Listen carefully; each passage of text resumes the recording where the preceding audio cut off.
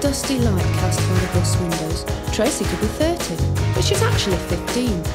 One of those people who never seem to get older but never seem to have been young. She is waxy white and thin, her hair a mousy twist that drops lankly over her scrawny neck. She has a slight cast in one eye, and the body beneath her ill-fitting tracksuit doesn't so much go in and out as straight up and down. No one's idea of a beauty, our Trace, but she has a certain indefinable power that gives a jut to her chin and makes her the leader of her little gang. If Tracy were a dog, you wouldn't want to walk into her front yard. No, not at all.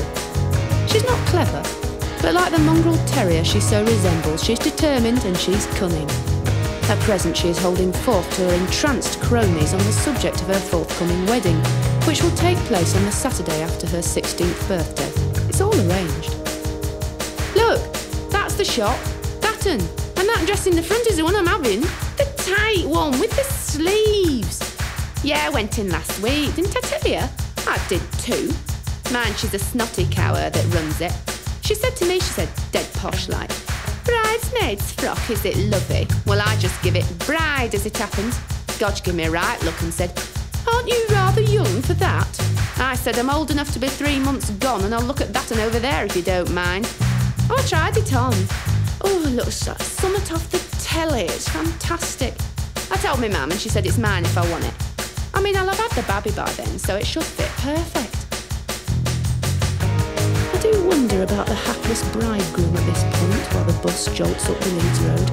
What gormless Darren, Steve or Gaz strayed into Tracy's hands one hot night at the Youthy, and under the sceptical gaze of her pale eyes became a daddy at 16.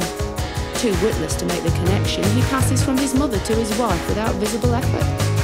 I don't imagine it makes a lot of difference to Trace which boy she fetches up with.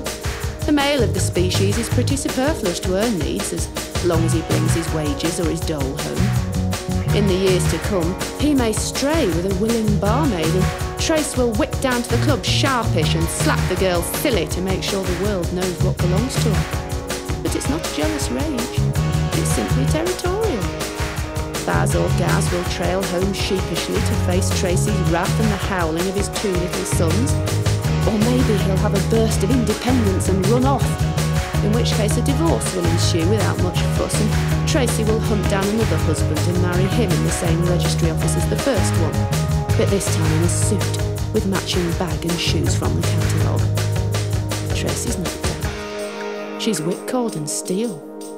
She's what patronising types like to call a character, which means she won't take shit off anyone, especially them. When she's a stringy old lady, her tribe will respect her infinitely more than the anonymous shadow of her consort. Certainly no passing thug would dare to even think of mugging her for her gold creoles and her pension money.